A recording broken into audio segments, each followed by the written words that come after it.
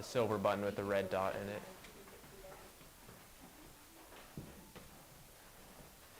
So my name is Will Johnson. I'm the Vice President here at Rochester Christie. So I just want to let everyone know this is our last meeting of the semester, so congratulations if you made it. You're here for that. So please stay updated on our emails and all of our social media. We're not super sure what our next semester, spring semester is going to look like quite yet, but we're in the works of that, figuring that out. So we're not sure if we'll still meet here. We might be able to be back on campus at that point. So just stay updated for that. Also, if you'd like to join as a member, if you're a student at UNL, just go ahead and you can contact me, Matt, or any of our staff about that as well.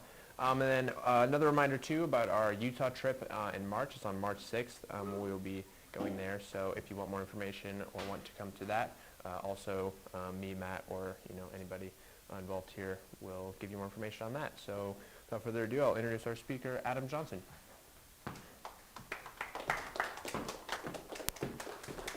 All right, guys, we're going to jump right into it because we have a lot to cover tonight.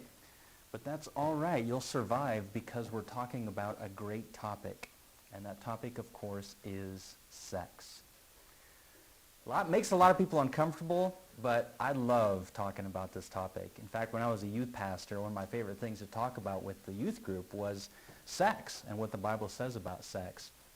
And one thing that I would do as a youth pastor is, you gather all these teenagers together and they're all nervous and, talking about sex is awkward. And I said, okay, what we're going to do is I'm just going to rattle off about a dozen words that are going to make you uncomfortable and make you be red in the face and you're going to giggle so you can get that all out of your system so then we can actually talk about this seriously. And I just went through a whole, bunch of words, all the body part names and sexual positions just to get that out of their system so we could actually have a good, healthy conversation about that. I won't do that for you tonight, but you guys are mature adults. You're ready for this. So we're talking about sex tonight, and I want to give you kind of a preview for how this lecture is going to flow. So there's a sense in which we're going to do this in two major steps. The first thing I'm going to do is make an argument without appealing to Christianity or the Bible. I'm going to argue that sex is only morally good inside marriage. And when I use the term marriage tonight, I'm meaning by that term marriage between one man and one woman. So whenever I use that term, that's what I mean tonight. So the flip side then is true, if this argument is correct, that therefore then sex outside of marriage is morally bad. So I'm going to be making that argument first without appealing to the Bible or Christianity. And then the second half of the lecture, I'm going to argue that if Christianity is true, and I believe it is, then Christianity gives us more understanding of why sex is only morally good inside marriage and why it's immoral outside of marriage. So first, let's do the first part. I'm going to argue that marriage is immoral outside of marriage without appealing to Christianity or the Bible. Now, I'm going to begin in making this argument with a basic moral principle or guideline, sometimes it's called. And this guideline is just a general principle that helps us to know if something is good or bad. So when we're trying to know if something is good or bad, and it's not always easy to do so when we're trying to evaluate a situation or an action to see if it's morally good or bad, one thing that's helpful to take into consideration is the consequences of that action. Does this action cause people pain and suffering, or does it cause people to flourish? Now I'm saying tonight, I'm starting out with this principle that this is a good guide to help us know if something is good or bad. I use the term flourishing. You might not be familiar with that term. Sometimes this principle uses the term pleasure or happiness. But I don't use those terms because I think both of those terms can cause a lot of confusion. I mean, when you think of pleasure and happiness, you usually think of fun. So, for example, eating donuts for every meal might make you happy, but it's probably not going to make you flourish as a human being, right? Or getting drunk every day might give you a lot of pleasure, but over the long run, it's not going to cause you to flourish. So I choose this word very specifically because I think it captures what we're trying to communicate here. Does an action cause people to flourish? Of course, one of the key parts of this then is what does it mean to flourish? And we don't have to get super specific with that tonight. I think most of the time when you see a flourishing person, you recognize it. Somebody who's doing well, they're becoming a better person, they're productive, they're stable, they're selfless, they're becoming more caring of others and thoughtful of others. And it's usually pretty easy when you see the opposite, right? When you see somebody who's addicted to heroin and how it's ruining their lives, it's pretty clear that they're not flourishing as a human being. So flourishing, we don't have to get super specific tonight in defining. I think it's usually pretty obvious to folks. Now, those of you who are familiar with ethics or meta-ethics might be wondering, am I proposing utilitarianism or maybe even natural law with this moral principle? And the answer is no. No. I'm not proposing utilitarianism. This isn't natural law because I'm not saying that flourishing makes something good or that pain and suffering makes something bad. This is a very important distinction. We talked about it at the beginning of the semester between epistemology, how we know things, versus ontology, what makes something good or bad. All I'm saying tonight is that this is a principle that's useful in helping us know what's morally good or bad. I'm not claiming that this is what causes something or makes something to be good or bad. So starting with this basic moral guideline, here is the argument. Premise 1, which is just this guideline I've been setting up. A good guide to know if something is morally good or bad is if it causes flourishing or if it causes pain and suffering.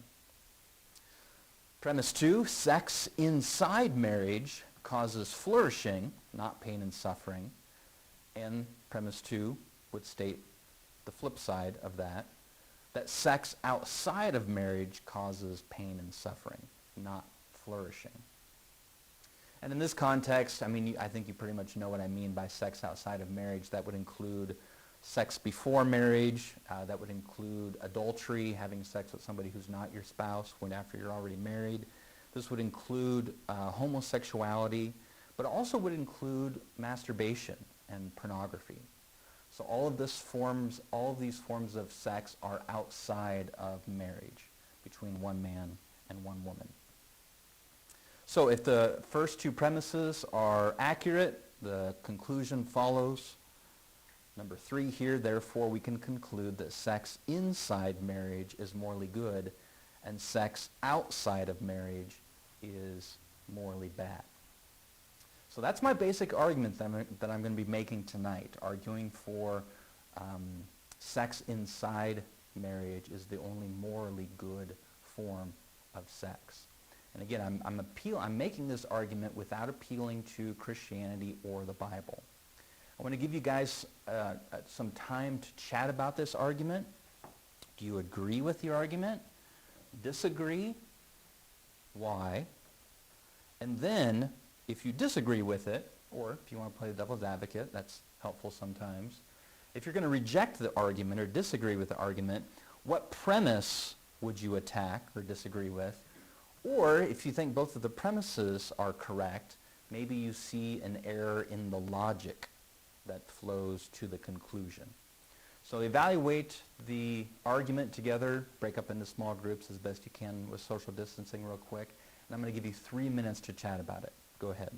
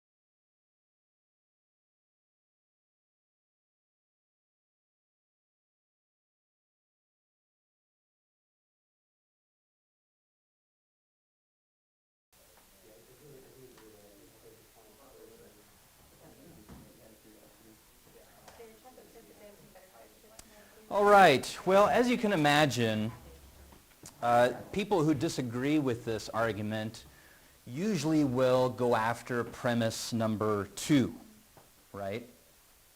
So premise 2 would be the premise that we would want to spend the most time defending. And I think it's appropriate to do so. We need to defend premise 2 here.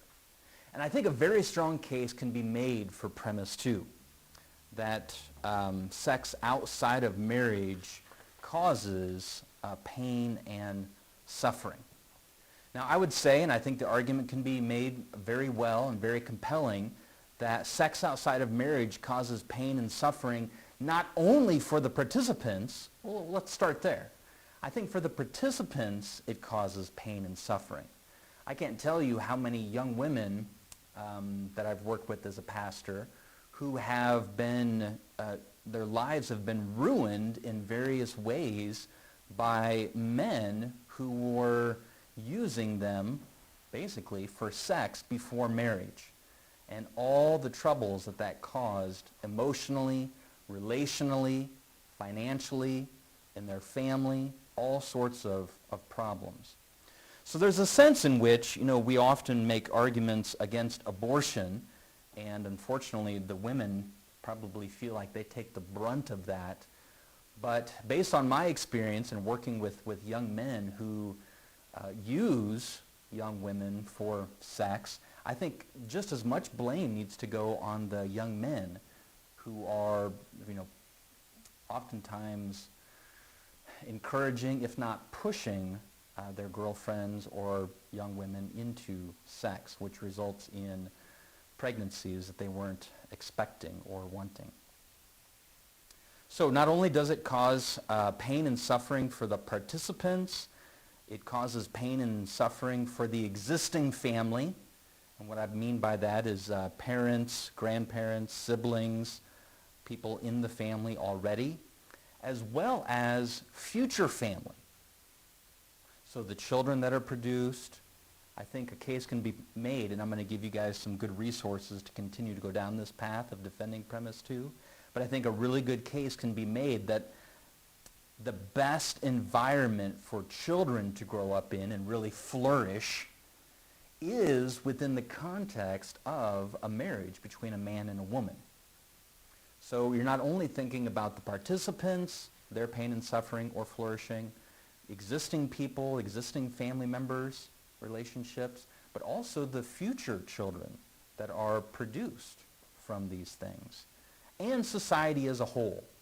I think, especially with the resources I'm about to give you, a good, compelling case can be made that society as a whole most flourishes or best flourishes when sex is enjoyed within marriage between one man and one woman.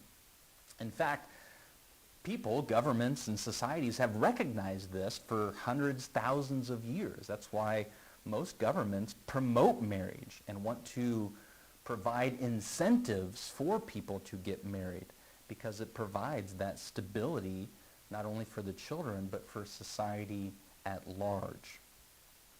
We've talked about some of the different ways that sex outside of marriage can cause pain and suffering, but there's emotional pain and suffering that often comes from it. Relational, physical, financial is one aspect of pain and suffering that's often overlooked. But just a marriage, a man and a woman, provides a financial security or financial situation that these other arrangements often don't. I mean, just think about how messy things can get in terms of passing on inheritances, divorce proceedings, how messy those are. So a lot of these things can just create havoc. Adultery, having children with other people outside your marriage, well then where does the money go? Who gets what? It can be a huge mess, which then often causes emotional and relational pain and suffering as well. Now, oftentimes I'll have people, when I'm having this friendly conversation with folks and they disagree with me, they'll often say, well, I've had sex outside of marriage and I didn't experience any pain and suffering. Or I know so-and-so and they've had sex outside of marriage and then it doesn't cause them any pain and suffering. First of all, that's anecdotal. Second of all, I don't believe it, that it caused no pain and suffering for anybody. And thirdly, for every story like that I hear, I can provide 100 stories where sex outside of marriage has caused tremendous pain and suffering. It's kind of like, again, the heroin example, and I'm going to use that a lot tonight. But you might hear somebody say, look, I used heroin, or I use heroin, and it doesn't cause any pain and suffering. First of all, I don't believe it.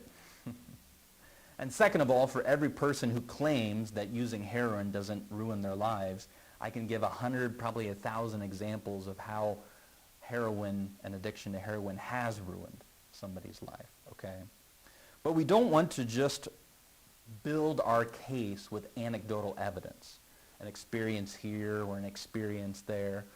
What is helpful to really defend the second premise is to have some substantial research, not just a story here, a story there, but an incredible amount of research. And that's what I'm going to provide for you tonight. I want to move on to other topics. I don't want to spend the whole evening defending premise 2 because there's a lot of other things I want to cover. But if you want to continue to go down this path, or if you want to write a paper on this issue, you get the opportunity to do something at UNL to write on this topic, I wanted to give you 2 resources. And these are just collections of research, academic research that has been done on this topic. So the first one is called What is Marriage? Man and Woman, a Defense. This was originally published in the Harvard Journal of Law and Public Policy. So in other words, this wasn't written by, the local pastor. This was done at a very high academic level. And it's quotable when you do academic research. I mean, it was originally published in one of Harvard's academic journals. So take a look at some of the authors. There's 3 authors who put together this collection of research that's been done. The first person has a degree from Oxford as a Rhodes Scholar, and then a PhD from Princeton and a law degree from Yale. Second one, Ryan Anderson, degree from Princeton, PhD, Notre Dame. And probably the most impressive credentials is the third author, this gentleman, Robert P. George, is a professor at Princeton and Harvard, visiting professor at Harvard, served on the President's Council on Bioethics, presidential appointee to the United States Commission on Civil Rights, and a former judicial fellow at the Supreme Court. Now, don't hear me wrong. I'm not making an appeal to authority. I'm not claiming that their research or their collection of research is correct just because they have great academic credentials. That would be an appeal to authority. I'm not doing that. My point in telling you their credentials is to show you that this can't just be dismissed. If you're going to challenge premise 2, you've got to deal with the research. And this is well done, very academically respected research that has to be dealt with if you're going to challenge premise 2. The second resource is called the Family Portrait. Also, again, a collection of data, research, and public opinion on the family and marriage. I wanted to read to you that an endorsement on the back of the book. This was written by Robert George, who was one of the authors of the other book. But take a look at what he wrote here as an endorsement for this book. This is the professor from Princeton and Harvard. He wrote, "The sexual revolution promised liberation. It has produced instead carnage, measured in broken relationships and wounded or ruined lives." Exactly what I've been arguing in premise 2. Sadly, its principal victims have been the children, especially children of the poor. So the Family Portrait documents the dire condition of marriage and the family in our contemporary society. At the same time, it points the way to a recovery of moral sanity. So I think these 2 resources would be very, very helpful to you. And this is where you'd have to go. We're going to stop with this argument for the night. But if you want to continue down this path, your job would be to defend premise 2, and those are two resources to do that very well, I believe.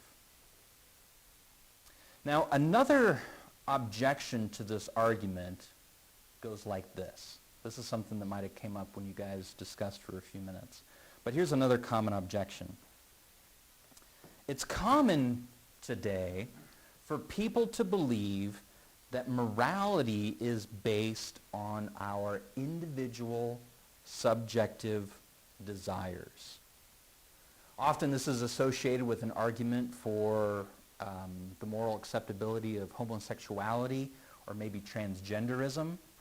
But the argument, if you want to put it in more of a formal argument, would go like this. Premise 1, if someone has a desire for something, then fulfilling that desire is morally good for them. This almost sounds like the subjectivists' argument in the debate a couple weeks ago. Premise 2, some people obviously desire to be the opposite gender or have sex with someone of the same gender.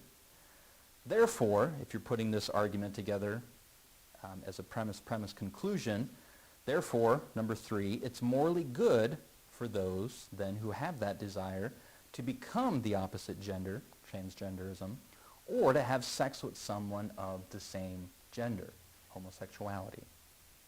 So I want you to get together with your groups again and discuss this argument. Do you agree or disagree with it? Why or why not?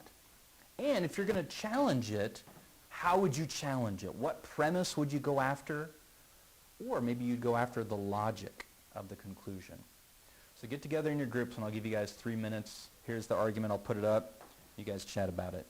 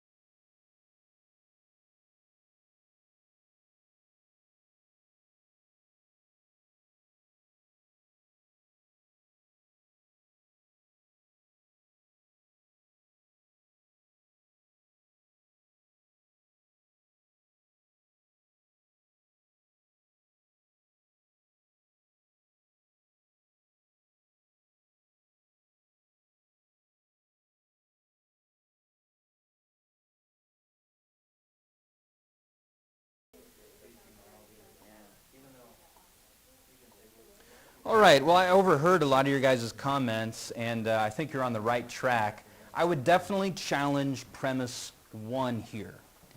And I myself, I've never heard a compelling argument for believing that something is morally good merely if I desire to do it. I don't think a good case can be made for that premise. At least I've never heard a good case. Now, I will say I understand why people think that way, okay? And the reason why people think that way, the reason why most people affirm premise 1, is because this is the message which has been preached in Western culture over the last 200 years. These type of messages. You should follow your heart. You need to be true to yourself. You need to be authentic to your true self. You should define yourself by your desires. You are what you love. That's who you are. These are the messages which have been preached in our Western culture over the last 200 years. So I know that's why people believe premise 1, but I don't think a good case can be made for it. We're going to take a little detour tonight because I think it's helpful to understand more why people think this way. And it's helpful to understand why people think this way. And to understand that, we need to take a look at the history of Western ideas, sometimes called the history of Western philosophy. So we're just going to do this very quickly in a few minutes for a more detailed trip down the history of Western philosophy. You can take my philosophy class, which I'm teaching this semester, and we're putting all the lectures up on YouTube, on my Convincing Proof YouTube channel. But tonight I'll summarize it in just a few minutes. In fact, I think I can summarize it in just one slide with a couple pictures on it. This is a slide that I didn't create. I actually found it on the internet. But I think this slide, in a humorous way, captures the history of Western philosophy. It kind of pokes fun at the 3 major eras of Western thought. So I'll put it up and you take a look, see if you can find the humor in all 3 of the eras that kind of poke fun at. Take a look.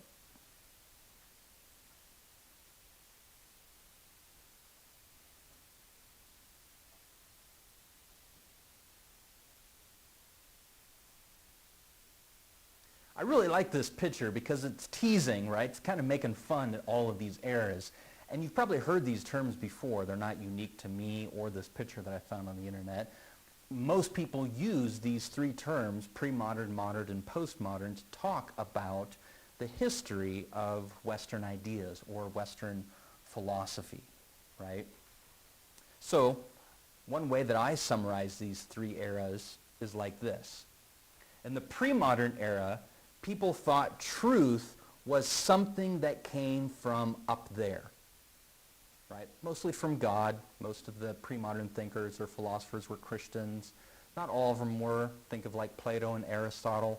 They also saw truth as coming from up there somehow in a transcendent realm, some form of a deity. But definitely the Christian philosophers argued that truth, ultimate truth, like the meaning of life and such, came from up there.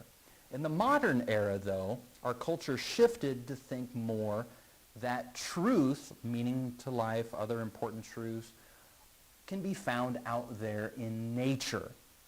And we could access that truth in nature out there through our reason and science. But then we've shifted, I would say, starting in the early 1800s, our culture has completely shifted now to the point where we're at today, and that is where most people believe that ultimate truth, the meaning of life, so on and so forth, can be found in here, internally, in our hearts. And let me walk you through how this happened. How did we get here to this postmodern point in our culture? Well, modernism you're very familiar with, right? The scientific revolution, the Enlightenment in the 1700s, right? In modernism, there was an extreme emphasis placed on rationality, our reason, and objective truth. One of the things that came out of modernism was the belief that science was the only way to know truth. And at the beginning of modernism, there was a lot of optimism that through our reason, rationality, science, exploring, discovering nature, that we were going to figure everything out, including the meaning to life, the purpose, ultimate truth. However, modernism concluded with something vastly different than that. As modernism began with that optimism and that hope, it concluded that there is no meaning to life. Modernism as a movement eventually came to the conclusion that there is no meaning and purpose to life. That all we are as human beings are mechanical robots that have been programmed via an accidental, arbitrary process of evolution. And there is no meaning and purpose out there in the world, in the universe, in our lives. Life is meaningless. Now, if you don't believe me that that's the conclusion that modernism came to, let me give you two quotes real quick. These are modern thinkers, and they are concluding, they're expressing the conclusion of this movement known as modernism. The first quote comes from a guy by the name of Jacques Monod. He was a French Nobel Prize winner, one of the co-founders of molecular biology, and this is him summing up the conclusions of modernism. Anything can be reduced to simple, obvious mechanical interactions. The cell is a machine. The animal is a machine. Man is a machine. The universe is not pregnant with life, nor the biosphere with man. We at last know that we're alone in the unfeeling immensity of the universe, out of which we, human beings, emerged only by chance. Mankind's destiny, purpose is nowhere spelled out, nor is his duty. So the conclusion of modernism is that there's no meaning or purpose to life. Here's another quote. This is from Richard Dawkins, probably the most famous atheist in the world. Now, he's not a postmodern thinker. It's not like everybody is postmodern, right? You understand that? There's still pre-modern thinkers alive and well. I'm a pre-modern thinker. And there's still people who think in a modern way alive and well today. Richard Dawkins is one of them. But he also summarizes this conclusion of modernism. Look, we're survival machines, he said.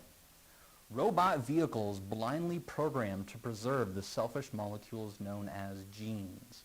This is a truth which still fills me with astonishment. I've known it for years, but I never seem to get fully used to it. Imagine that.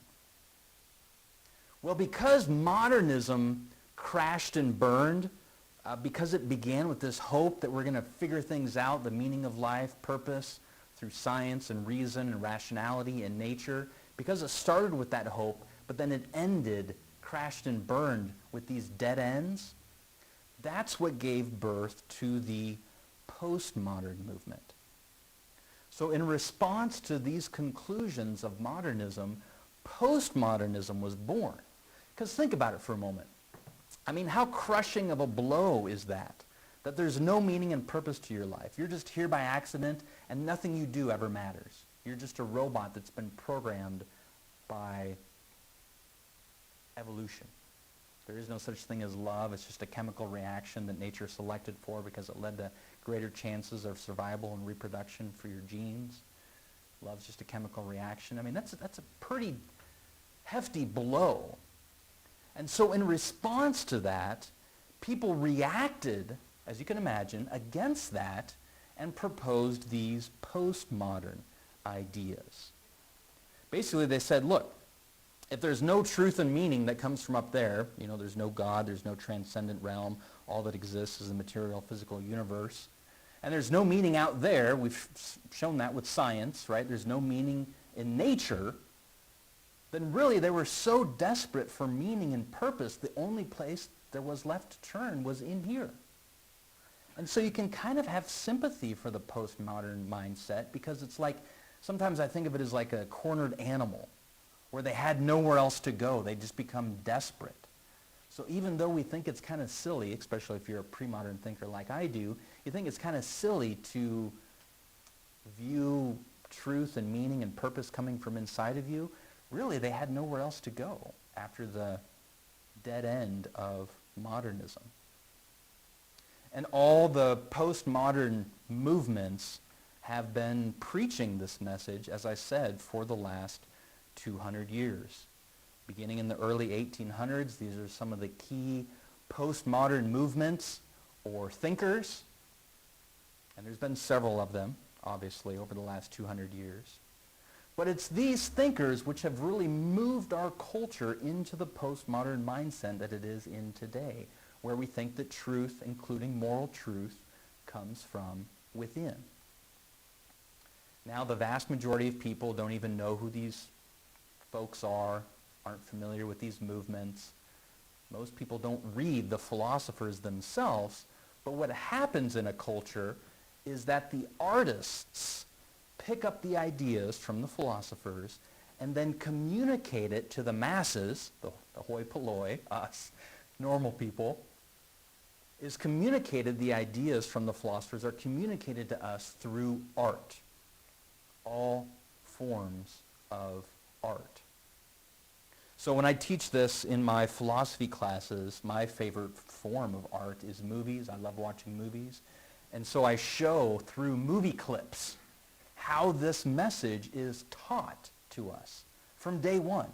If you've grown up in this culture, you've heard these postmodern messages thousands, if not millions of times, not only in movies, but our TV, our songs, our literature, etc., etc. And I could go through, I won't for the sake of time tonight, but I could show you how this is preached in Star Wars. I mean, just think of what Obi-Wan taught Luke, to trust his feelings. Not his sight, not his reason, but his feelings. In Harry Potter, we're taught that truth is in our heads, not in external reality. In Guardians of the Galaxy, the big conclusion at the end of the second Guardian of the Galaxy movie, the big climax of the movie is that we're supposed to learn to use our heart to defeat the bad guy, not our head. The Matrix, one of my favorite movie series, teaches us to irrationally believe in love, even though there's no evidence for it. Just choose to believe that love is real anyway. One of the best examples, and you might have seen me show this clip before, is from the movie Interstellar. Christopher Nolan is the director. He calls himself a postmodern movie director. He's the one who did the original, or the Batman trilogy in the early 2000s. And so Christopher Nolan, I think, makes it very clear his postmodern messages in his movies. But there's a 5-minute clip right in the middle of Interstellar which sums it up beautifully. And then some people feel like I exaggerate, but I often say this about Disney movies. The vast majority of Disney movies teach us to follow our heart. And if you don't believe me, there's a Disney movie coming out in a couple weeks, a new version of Black Beauty. And actually the little girl from Interstellar plays, I mean, she's grown up now, I think she's 20 years old, but she's the main character in this Black Beauty. It's a little bit of a callback connection there. I thought that was interesting. But anyway, if you watch the trailer for this new Disney movie coming out, one of the taglines that shows up right in the middle of the trailer is a black screen with white words, "Follow your heart." So I'm not exaggerating. This is explicitly the message of most of our Disney movies, to follow our heart. And we've all been raised in this culture, so we all grow up thinking this way, that truth, including moral truth, is found in here, and our desires, passions, feelings, that truth, beauty is in the eye of the beholder. That's a very postmodern message. Now, we've all grown up with these ideas. We've all been trained to think this way, but what I encourage young people to do is to really think about the things that they've been taught. We've all been taught certain things by our parents, by our culture, but eventually you grow up and you have to evaluate. Are the things that I've been taught by my parents all correct? Are the things that my culture has taught me actually true? And I think you should evaluate these postmodern messages to see if they really are correct. So here's another discussion question for you after our run-through of the history of Western philosophy. If you were going to challenge this idea that meaning and truth comes from within, including moral truth, how would you challenge that idea? Let's say you're having a conversation with somebody and they're convinced that they should follow their heart, that truth, purpose, meaning, morality all comes from inside of them, from their heart. How would you lovingly, respectfully challenge that idea? All right, I'll give you 3 minutes.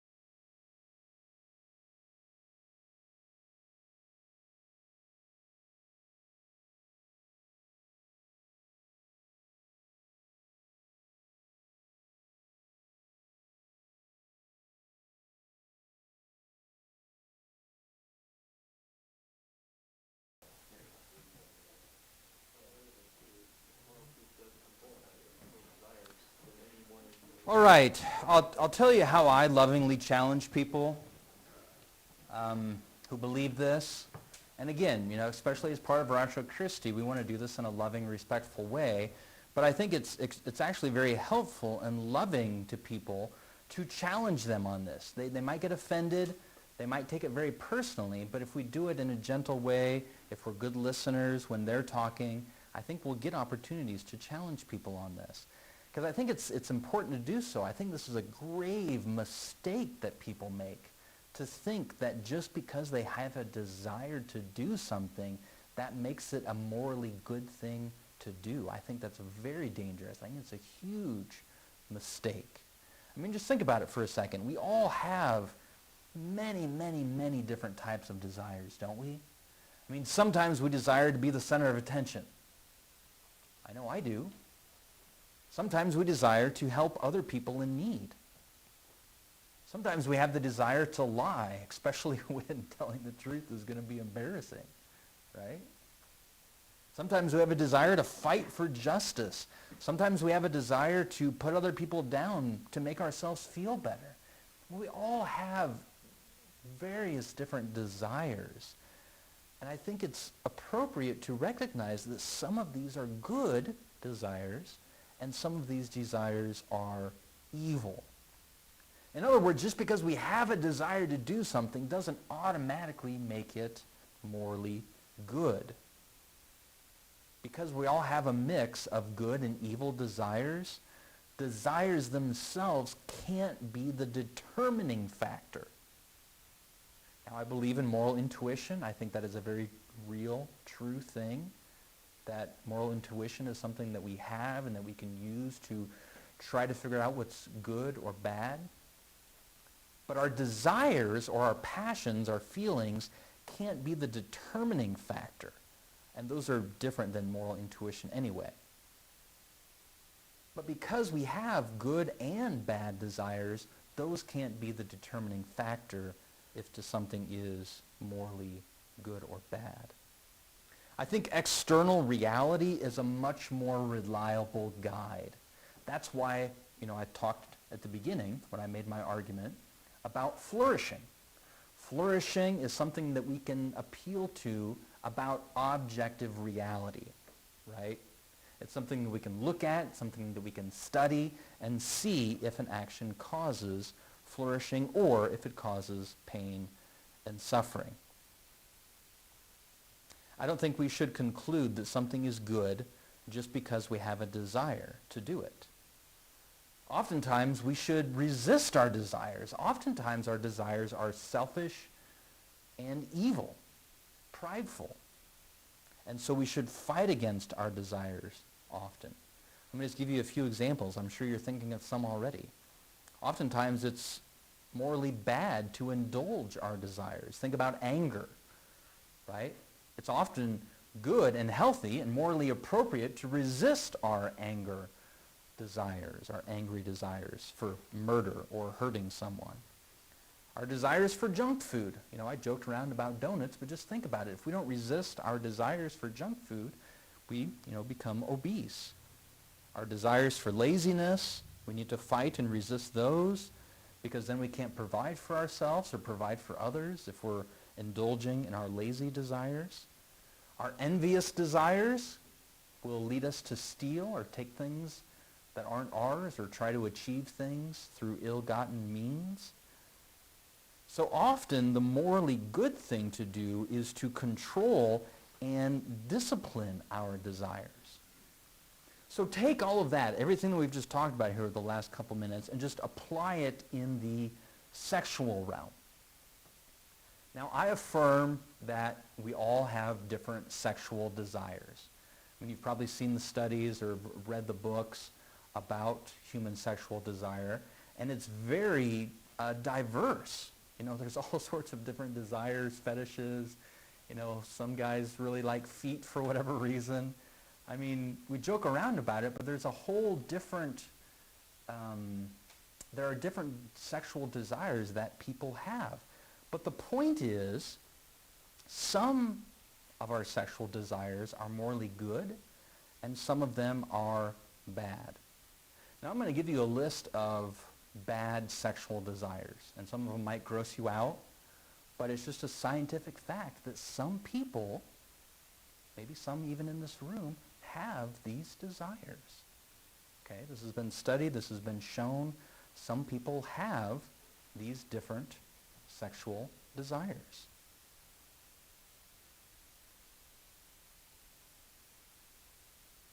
I won't go through them all. You can see them on the PowerPoint.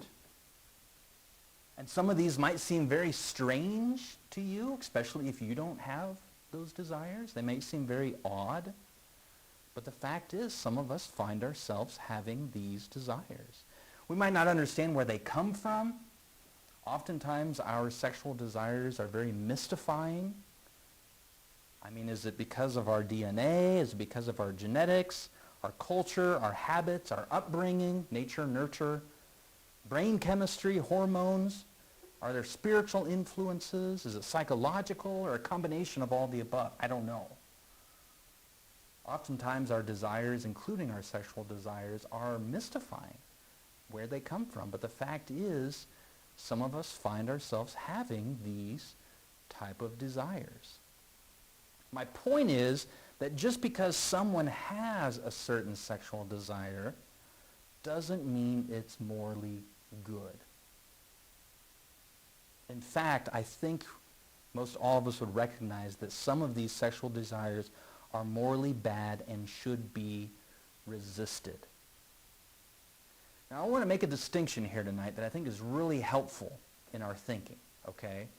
And the distinction to make is between our desires and our will. Some of the older philosophers would call it our volition, the thing about us that makes choices, okay, our will.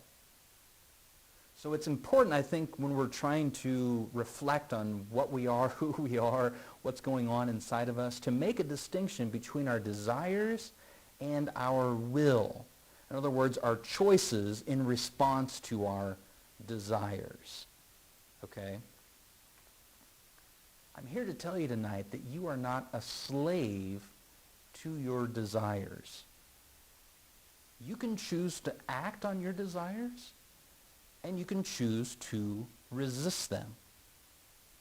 And I would encourage, people who have some of these desires to resist them.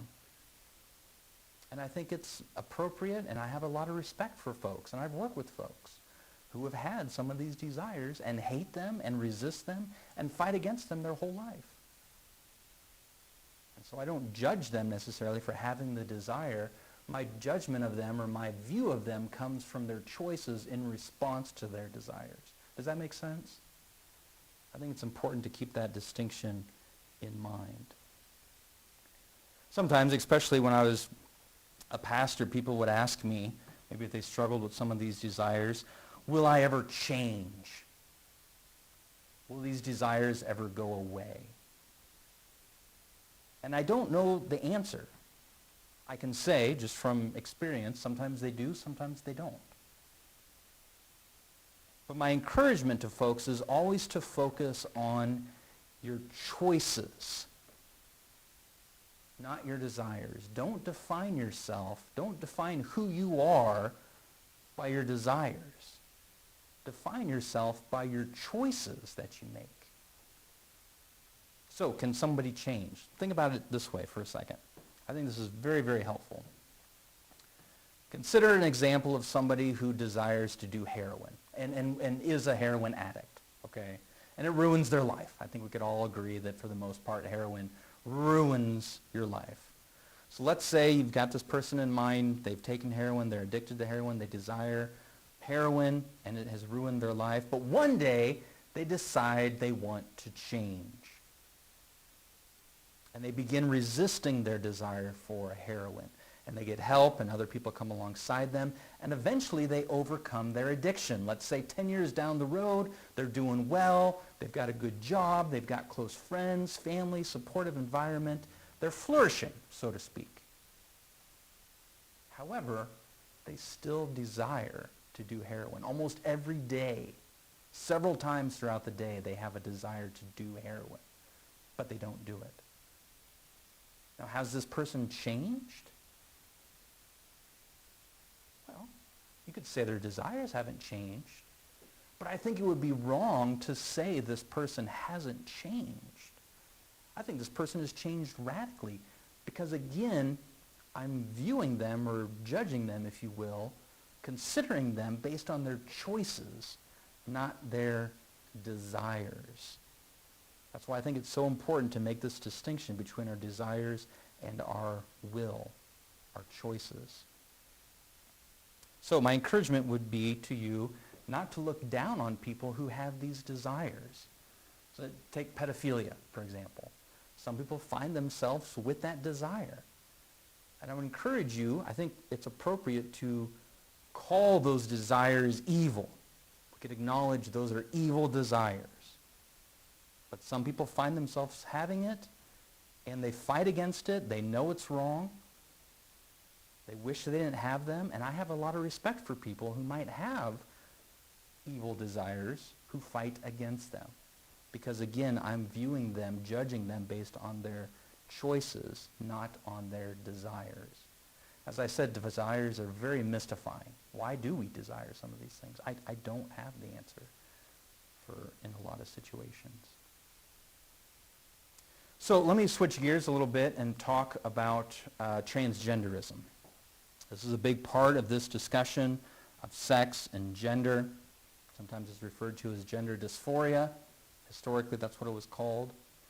And I want to acknowledge, first of all, just acknowledge the fact that some people experience a disconnect between their gender anatomy, what's on the outside, and the gender that they feel they are, what's on the inside. And I've never heard a compelling argument to conclude that what's on the inside is correct and what's on the outside is incorrect. That's kind of the default nowadays, right? But I've never heard a compelling argument to conclude that. Again, because I know the history of Western philosophy, pre-modern, modern, and postmodern, I understand why people think it's the inside that's correct. But I'm concerned that because of the influence of postmodern philosophy, people automatically assume the outside is incorrect, and so they do sometimes irreparable harm to their bodies trying to fix the outside. And I think it's just as reasonable, in fact, I think it's more reasonable to conclude that it's the inside that is incorrect. Given, as we've talked about already, the unreliability of our internal desires. It just seems to me, from experience and arguments and evidence, that external reality is a more trustworthy guide in the vast majority of cases compared to our internal feelings and desires. So if we have desires that don't line up with external reality, more often than not, external reality is a more reliable guide than our internal desires. Now, I do want to mention one thing before we move on, because this has come up a lot when I've had conversations with folks, and I think it's an issue that confuses some people and causes them to think that they're the opposite gender or that they should be the opposite gender than what their anatomy and chromosomes say they are. So let me just address this issue, and then I'll have another objection or another argument for you guys to discuss together.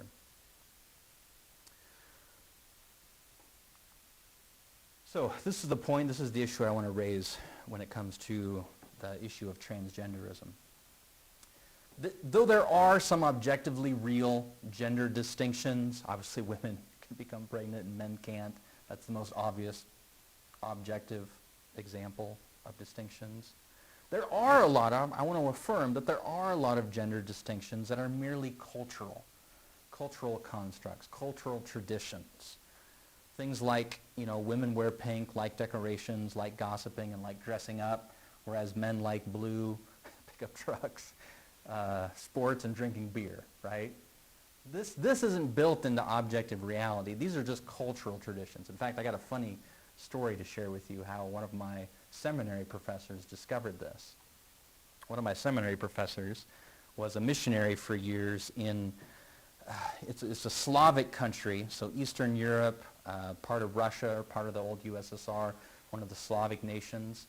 And he was there for years, but one of his very first experiences was he met a group of guys as friends, and he was trying to, share the gospel, share Christianity with them, and they all wanted to go swimming together, and he didn't have a swimming suit.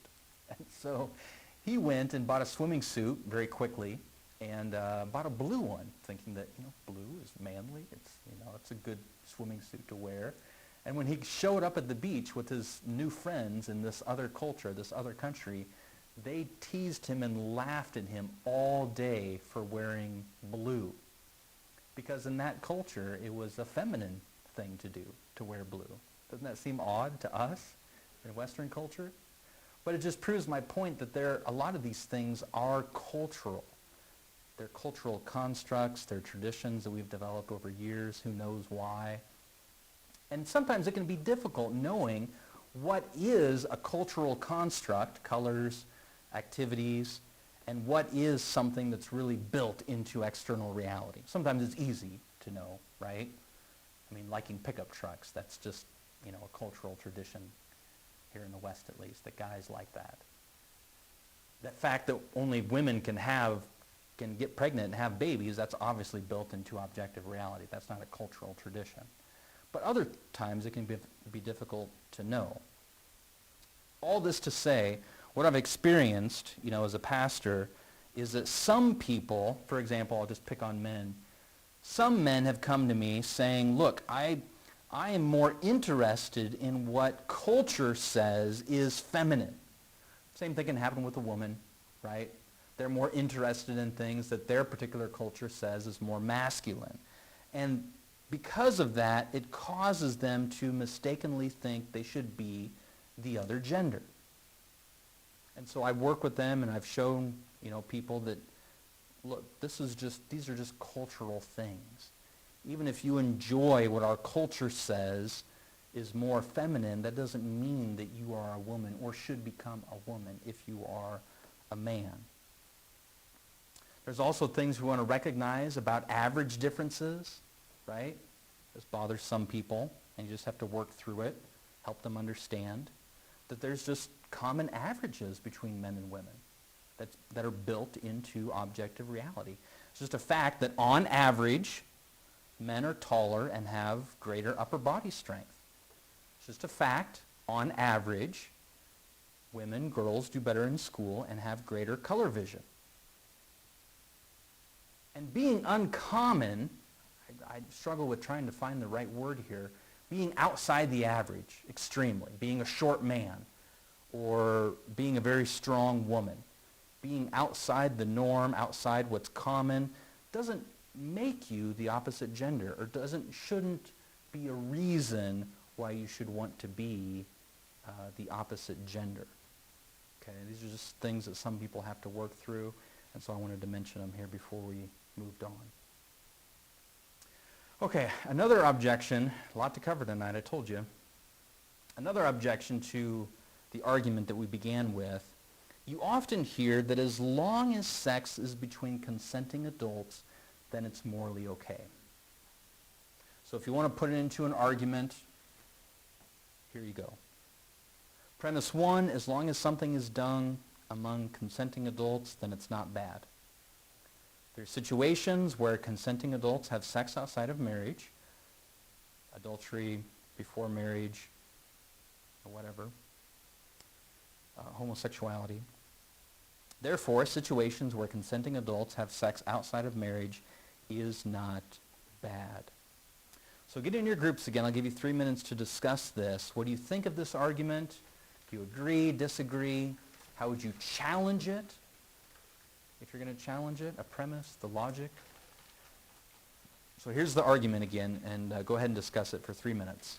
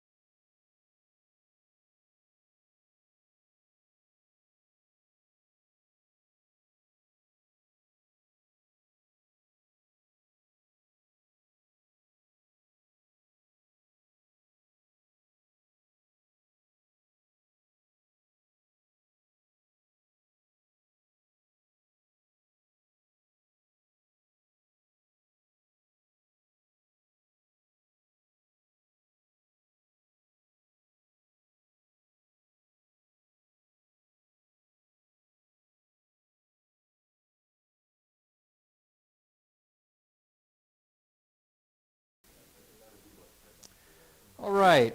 Well, the first thing I want to do is affirm that consent is a very important factor to consider when you're evaluating a situation to see if it's morally good or bad. Okay? Consent is very, very important. In fact, I would say that sometimes, in some situations, consent can actually be the determining factor that makes something morally good or morally bad. Ben, when we were talking about this earlier in the week, had a great example of this. And that would be the situation of you taking my car right now. If I didn't consent to that, that would be stealing and morally bad, right? But if I gave you consent, if I said you could take my car and gave you my keys, then it would not be morally bad. So consent does play an important role in ethics, and I want to affirm that. However, I want to also make the case that consent by itself doesn't and cannot make something morally good on its own. I'll give you some examples. Even if there's consent, prostitution is still morally bad. Even if there is consent among adults, a 45-year-old man having sex with his 25-year-old daughter, incest, consenting adults, is still morally bad. So consent by itself, even though it can be a very important factor, can't by itself make something morally good. In philosophy, if we were going to do this in a philosophy class, we would say it more technically than this. In philosophy, we could say something like this. Consent is a necessary but not a sufficient condition. Consent is necessary. Just think about the sexual realm for a second. Consent is necessary, right? You need to have consent in a sexual situation, otherwise it's rape, and that's morally bad. So consent is necessary, but by itself it's not sufficient to make something morally good. As I said, there's examples where even though there is consent, we would all recognize it's not morally good. Prostitution, incest, I'm sure you can think of others. So just because there's consent between adults doesn't necessarily make it good. Sometimes you hear people say, well, we should be free to love who we want. A couple things in response to that. First of all, I think it's important to distinguish between love and sex. Okay? My understanding is that within marriage, sex is part of that love, but there's a lot of loving relationships between family members and friends that don't include sex. So we have to make that distinguish. We have to distinguish there between love and sex. Secondly, I'm not arguing for anything to be illegal tonight. Okay? My argument has nothing to do with legality or freedom. Okay? All I'm talking about tonight is whether something is morally good or bad. Whether something should be illegal or not is a different conversation, and I'm happy to have that conversation. But tonight I'm merely talking about what's immoral or moral, what's good or bad. Some things that are bad should be illegal, like rape and murder. But there are other things, like, telling white lies, silly example, we would agree is morally bad, but most people wouldn't say that white lies should be illegal. So I'm not going down that path tonight. All right. Well, we're done with the first part of the lecture. Now we're going to move on to part 2, but this is going to go more quickly. I want to transition now to considering if Christianity is true. So far tonight, I've been making a case that sex is only morally good within marriage. So any form of sex outside of marriage between a man and a woman is morally bad. I've been making that case without appealing to the Bible or Christianity at all. But now I want to consider if Christianity is true. I believe Christianity is true. I believe that God exists, that Jesus is God, and that the Bible comes from God. And we have a lot of good reasons and evidence to believe that Christianity is true. In fact, that's what we do at Ratio Christi, is we mostly present those reasons and evidence. So tonight I want to consider if Christianity is true, and I believe it is, then Christianity, gives us more understanding here as to why sex is only morally good inside marriage. So the first thing I think that Christianity helps us understand better is that it explains why causing pain and suffering or flourishing is a useful guide to know if something is bad or good. Remember at the beginning of this lecture I said that I was only presenting it as a useful epistemological guide. I wasn't making an ontological claim. I was just saying it was a useful principle for us to know if something is good or bad. I reject, as you guys probably know from the beginning of the semester, I reject the idea that that makes something good or bad. But I affirm it can be a useful guideline to help us know if something is good or bad. So according to Christianity, what makes something good or bad? I think Christianity, if it's true, and I believe it is, helps us understand why this is a good moral guide for us. So what makes something good or bad if Christianity is true? Well, let me present my argument very quickly for this. My first premise, I would argue that something is morally good if it resembles God. God is the ultimate standard of good and evil. So something is good, in particular, I would argue, if it resembles the love between the members of the Trinity. That's what makes something morally good. If it doesn't resemble that love between the members of the Trinity, then it's morally bad. God's the ultimate standard. Doing something loving, as a human being to another human being, doing something loving resembles the love in the Trinity. It resembles God. Number 3, causing other people to flourish is a loving thing to do. And generally, for the most part, causing others pain and suffering is not a loving thing to do. I say generally because you know the silly examples of getting a root canal or getting open heart surgery. You do cause some pain and suffering, but it's ultimately for them to flourish, right? So that's why I say generally there. So conclusion there, number 5, therefore causing others to flourish is morally good. Causing pain and suffering is morally bad. And if Christianity is true, it helps us know why that's the case. That's what makes something good or bad. And then that informs us why the guideline that we started out with can be useful to help us know if something is good or bad. In other words, both Christianity and utilitarianism can use this guideline because both positions agree that flourishing is good and suffering and pain is bad. We just disagree, Christianity and utilitarianism, consequentialism, disagree about what makes the action good or bad. So I want to transition now more to what I titled the lecture, and that is how the Bible celebrates sex. Because I think we need to ask the question, okay, if Christianity is true, if God exists, if Jesus is God, if the Bible comes from God, then what does God have to say about sex? And you guys, most people watching, I'm sure, are very familiar with all of the verses and commands that say that sex outside of marriage is morally bad. So I'm not going to cover those verses. And you can look those up if you're not aware of them. I think everybody is aware of those verses. So it's very clear and obvious that the Bible says that sex is only morally good inside marriage. In fact, I think those verses that condemn sex outside of marriage are so often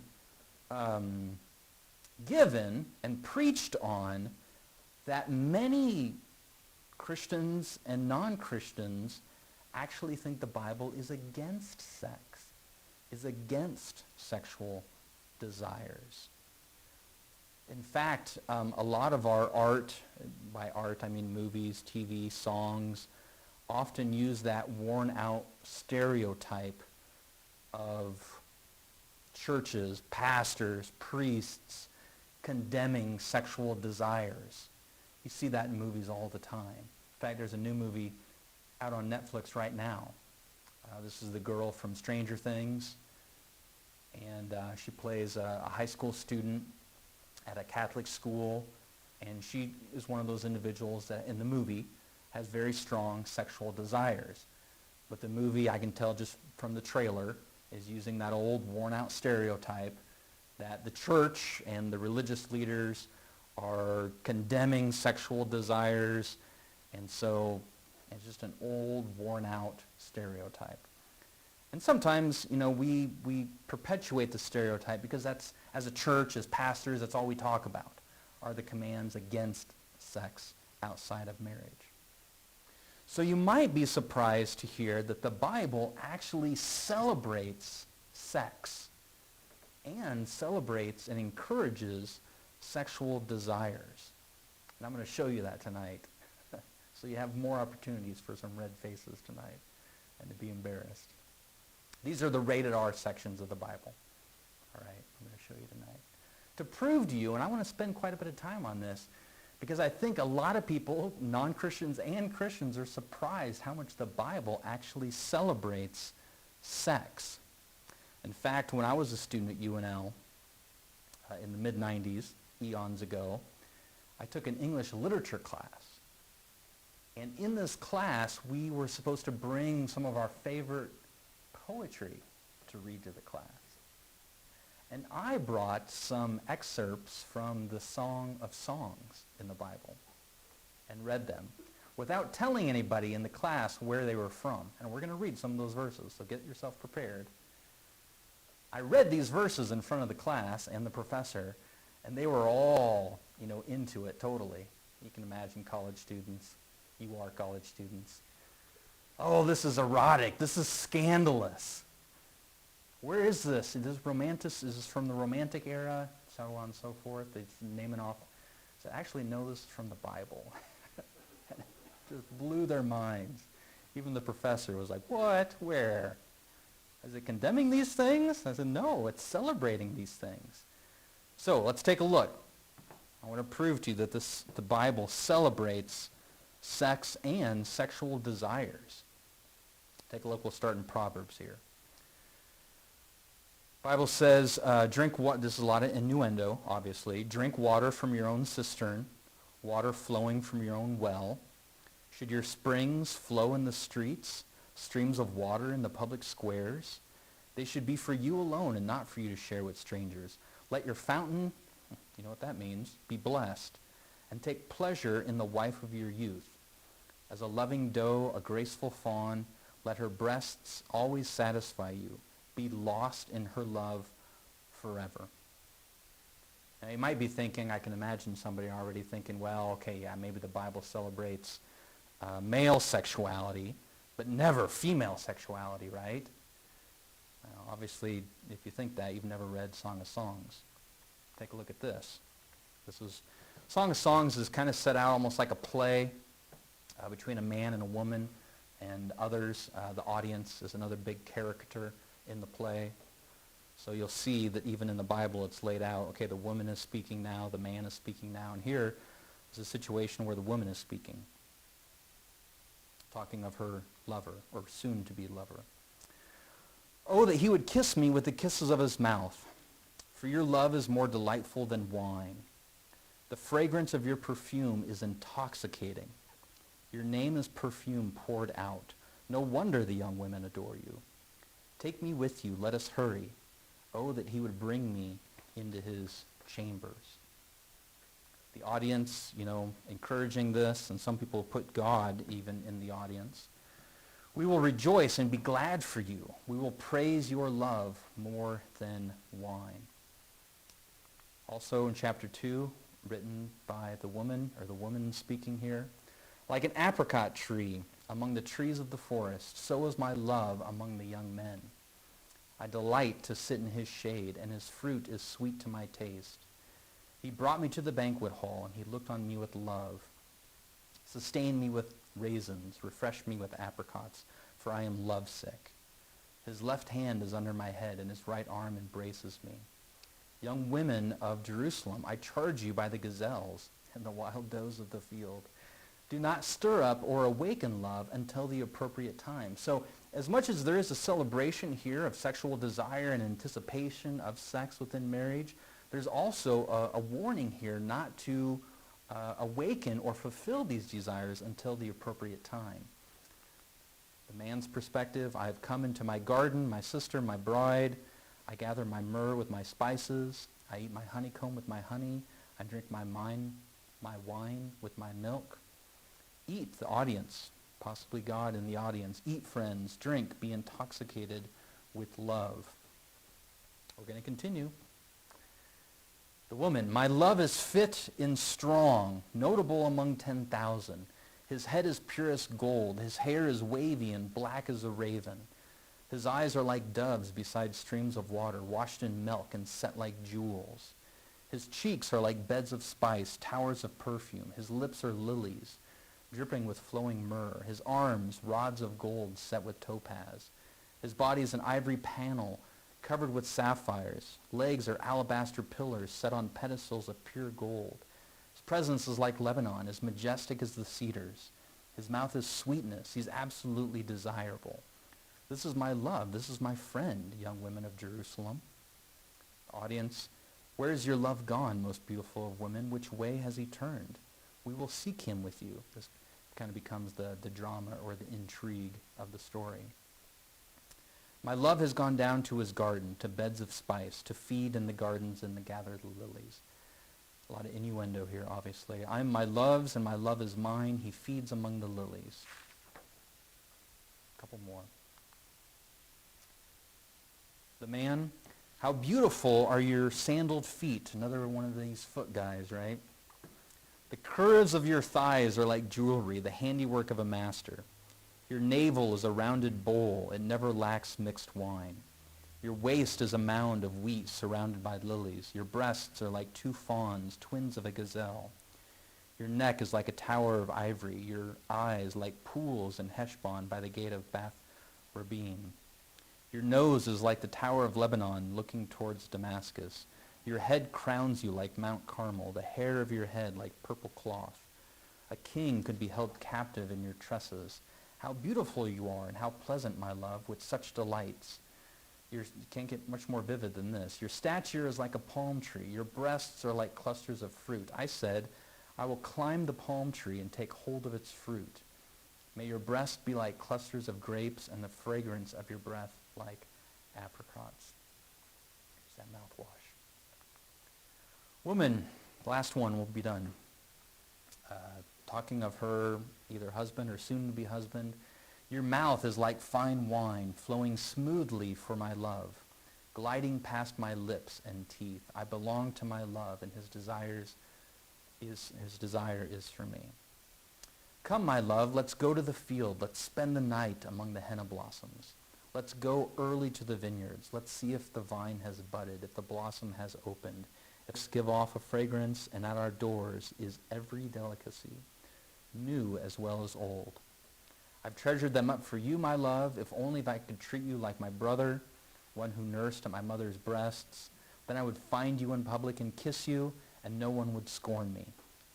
In that culture, it was inappropriate to have any public displays of affection. I guess it was okay if it was your sibling, but romantically it was looked down upon. So she was saying, man, I almost wish that you were my sibling, then I could hug you and kiss you in public. I would lead you, I would take you to the house of my mother who taught me. I would give you spiced wine to drink from my pomegranate juice. His left hand is under my head, and his right arm embraces me. Young women of Jerusalem, I charge you, do not stir up or awaken love again until the appropriate time. So I read all these verses, and I know I put you through that embarrassment, but I want, especially for those watching online, to combat all those old, worn-out stereotypes that Christians, Christianity, and the church are somehow against sex, against sexual desires, because that's just not true. So there's two questions. How are we doing on time? There's two other things I want to cover tonight. It's 9 o'clock already. I know we're going a little bit late tonight, but you guys are doing fine. Two other things I want to cover, but I want to let you guys discuss them first. All right? So if you can stand the embarrassment after reading all those verses, get back together in your groups and discuss these two things. If you just want to focus on one of them, that's fine. But discuss these two things, these questions, and then I'll come back and I'll wrap it up by discussing these two things. All right, go ahead.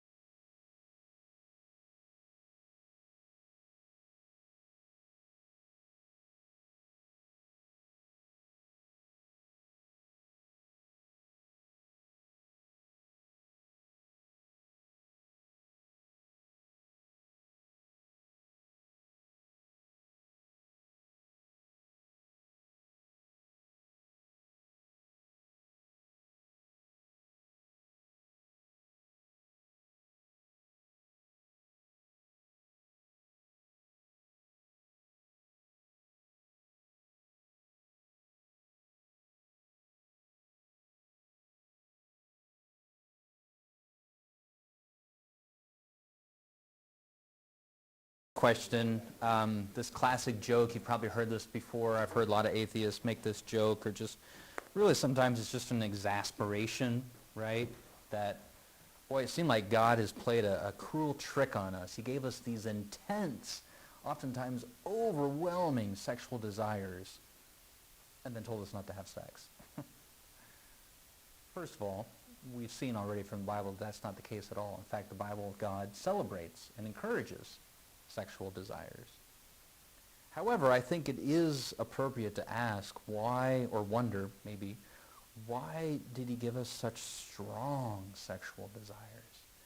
I mean, it seems like it's probably, if not one of, then, if not then at least one of the strongest desires we have in our life are these sexual desires. And they can, be very overwhelming, especially, when you're going through puberty and the hormones are starting to work for the first time, and it's overwhelming. So why could it be the case that God would give us such intense desires? A little bit of speculation here. And this is what we do in theology. We start with the Bible, start with special revelation and general revelation, and try to understand things as best we can from what God has given us. So a little bit of theological speculation here tonight. But I would say that one possible reason that God has given us these very strong desires is that there's a caricature, maturity building benefit from learning how to control and discipline your desires. There's some real benefit from learning how to discipline and control your desires. So it might be the case, and I think it's reasonable to conclude, that God gave us some of these desires for us to learn how to control. I mean, most folks recognize that one of the key measures of maturity in folks is that they're able to deny themselves immediate pleasure, immediate desires, the fulfillment of their impulses, immediately to deny those in order to reap more longer-term benefits. And most people acknowledge that's a key indicator of maturity. You've probably seen that classic video that's shown in a lot of psychology classes or talked about in psychology books of the experiment they do with children, right, where they put them in a room. It's like torture, but they put them in a room with one marshmallow, and they say, now, I'm going to leave the room, and you can eat that marshmallow if you want to. But if you don't eat it, after so many 10 minutes or so, I'm going to come back, and then you can have 3 marshmallows. It's torturing these kids. So, they put a video camera in there, and it's so funny. You can go on YouTube, and not now, but later you can go on YouTube and watch these videos, and some of the kids, it's just torture. They want that marshmallow so bad. But those children, little kids who have the ability to resist that desire for 10 long minutes, right, then are rewarded with 3 when the person comes back. And the kids who are able to do that, that's a key indicator of their maturity. And these experiments have been going on for decades now and shown how those with that ability, that maturity, that type of character do much better job flourishing as human beings. So learning how to control our desires and impulses is a key aspect of our maturity. And this is, what we congratulate and celebrate in people, right? We often celebrate people when they accomplish things. So you think about Olympic athletes. Well, what have they done? I mean, I can guarantee you, I've never met an Olympic athlete, I don't think, but I can guarantee you they don't get up every morning wanting to do 10 hours of training. I'm sure there's a lot of desires they have for donuts, for sleeping, for hanging out with their friends and family, that they deny themselves in order to accomplish longer-term goals. And we acknowledge that and reward and celebrate them for that. Same thing with academic degrees, right? You as students know this. You have to deny your immediate pleasures. And those who can't, they don't do as well. So this is a key part of maturity and growing up, is learning how to discipline and control our desires and, focus them into appropriate things, or at appropriate times, if you will. So in the sexual realm, learning how to focus all of your sexual desire, control and moderate your sexual desires and focus them on your spouse is, I think, a learning and a growing experience of maturity. And so, I would say this is at least one reason why God would give us some of these intense desires. I also think, sex is intended to be pleasurable. I was so thankful that when we got married almost 25 years ago, one of my friends gave me a book called Sex, Intended for Pleasure. Gave it to us as a couple. It was a couple who had gotten married before us. But so there's a lot of, purposes of these sexual desires. Fulfilling them, obviously, is very pleasurable, procreation, a lot of purposes of sex and desires. but I think this could be one of them as well. All right, the last thing, and we'll be done tonight. Why did God create two genders? I think another way to ask this question is, why didn't God just create everybody the same? Same height, same weight, same strengths, same abilities, same personality. Why did God create us differently? I think one of the reasons he did this, again, this is some theological speculation, but bear with me. I think one of the reasons God created us differently, including different genders, is to unify us, so that we would come together and learn how to work together, to depend on one another's strengths, to serve each other with our particular strengths and abilities, as genders, as personalities, as people with different skills. I think this is one of the reasons why he created us differently. Unfortunately, what often happens is that our differences drive us apart, and that's our fault, not God's. And you see this all the time, right? Jocks make fun of nerds, because stereotypically jocks aren't as smart and nerds are, so they make fun of them for being nerds. Nerds make fun of jocks because, stereotypically nerds don't have the athletic abilities, so they make fun of the jocks, right? You see this all the time. Men make fun of women for their weaknesses, differences. Women make fun of men for the things that they do dumb or differences. So oftentimes our differences drive us apart, but I think the intention, God's intention, was the opposite, that our differences should bring us together. Just think about a football team for a second. Very simple example, right? On a football team, you don't want everybody the same. You want some people who are big, bigger, and strong. You want some that are smaller, but faster. So you want diversity on a football team, basketball team, and that's actually a good thing. And instead of the bigger ones making fun of the smaller ones because they're smaller, or the faster ones making fun of the bigger ones because they're slower, instead, what should they do? Be thankful for each other's differences and congratulate them for their particular strengths and abilities and work together as a team. And that's what a good coach will do, to get them to work together, serve one another, complement each other. And that drives unity. That drives teamwork and brings people together instead of driving them apart. And I think it should in our lives as well. And I think that's one of the reasons he created us as different genders, to foster that unity. Another reason, I think, is that it resembles the Trinity. So in the Trinity, in God, you have unity and diversity. You have three unique, diverse persons unified as one. And if God created us to reflect him, God created us in his image to resemble him, this is just one way that we do that. We're different individuals, we're diverse, different strengths, different genders, different abilities, but yet we become unified. We come together.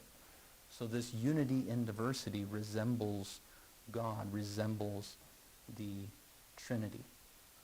You see this even at the very beginning, right? If the Bible really is true, and I believe it is, then God created Adam and Eve. And what did he do immediately? He said, it's not good for Adam to be alone. So he brought them together to become what? One flesh. So you got diverse, two, in this case, people, brought together to become one. An illustration, a resemblance, a reflection of God. Unity in the midst of diversity. So I think one purpose of marriage, one purpose of genders, even one purpose of sex is this unity in the midst of diversity. Diversity actually providing the opportunity for unity.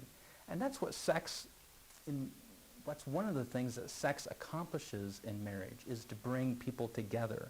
I mean, besides just the physical aspect of becoming one, obviously there's some innuendo there, but what sex can do within a marriage is bring people together, not only bring a man and a woman together, not only physically as one, but also emotionally. The way that I like to explain it is like with children telling secrets. You guys all had best friends when you were little, I'm sure, and you told each other secrets. And the secrets themselves probably weren't all that important, right? What was important is that you shared something private and secret with someone. and then they kept the secret. And that experience really brought you and your friend together. It bonded you, sharing those secrets, if you will. And there's a sense in which sex does that for a married couple, as it brings them together, intimacy, not only physically, but emotionally, as they do these things in secret, private, together, that only they know about.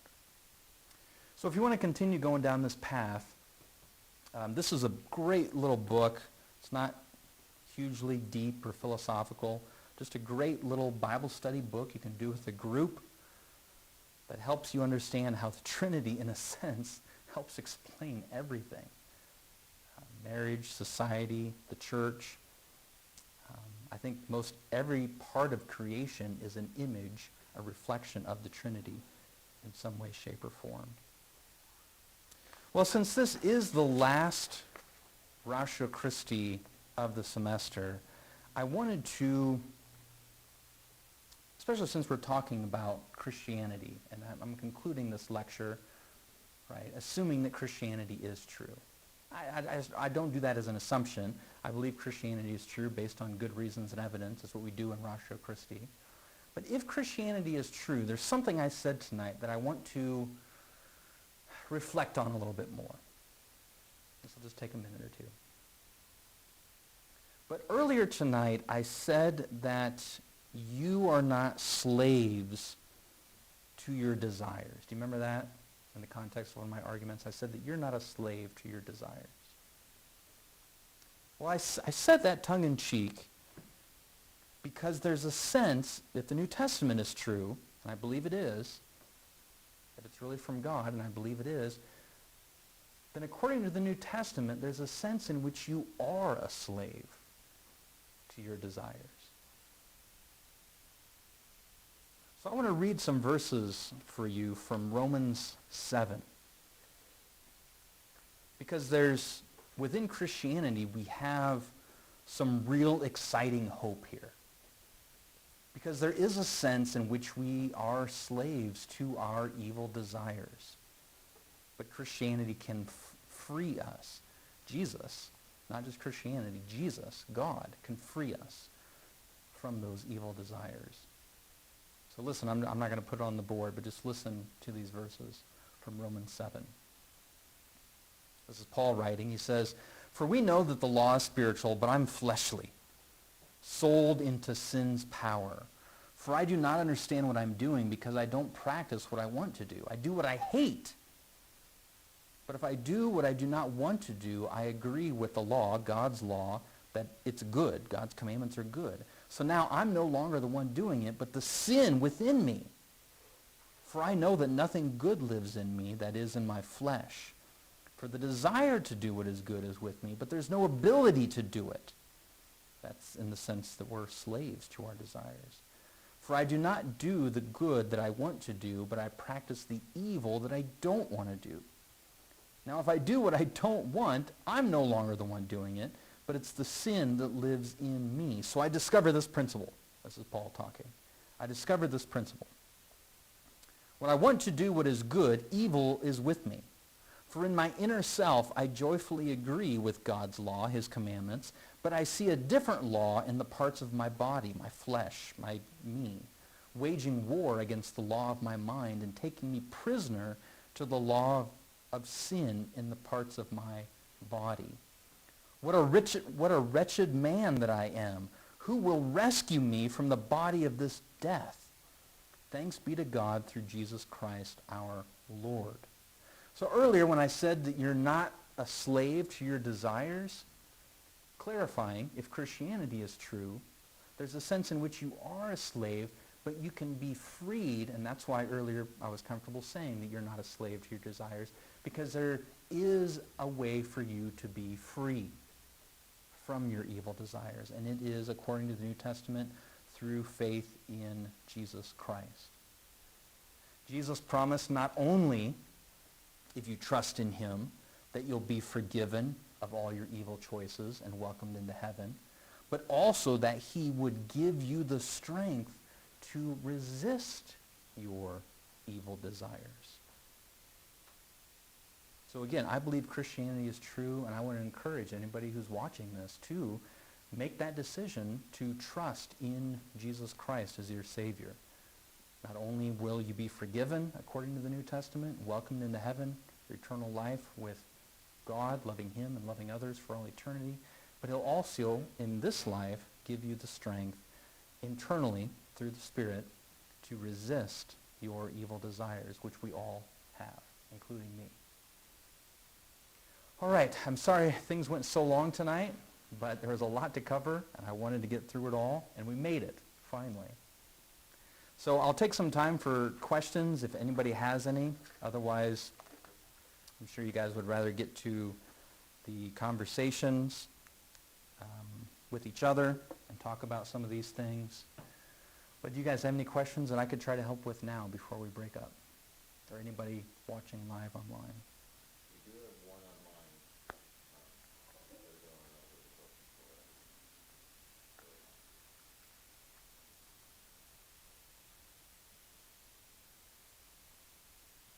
Alright, so the question online, and this is back to when we were talking about challenging someone who believes that the source of meaning, truth, and morality comes from within. The question was this: even if God is the source, isn't the choice to acknowledge this an internal one? Don't we have to internally believe in God for that to matter?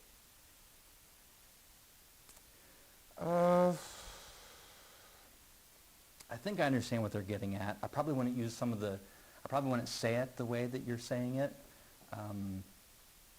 So yes, according to Christianity, right, your forgiveness or your relationship with God is determined by your faith, your decision to trust. That's, what the Bible teaches that faith is trust. Like, I trust my mechanic to fix my car. I trust my wife to be faithful with me. I trust Jesus to save me, to be my Savior. So in that sense, it's, according to the New Testament, our salvation, our forgiveness, our destiny in heaven, eternal life, is based on our choice to trust him. I don't see that as, or I wouldn't describe that as an internal desire. I would see that more as a choice. And again, going back to my distinction that I think is helpful between our desires and our choices.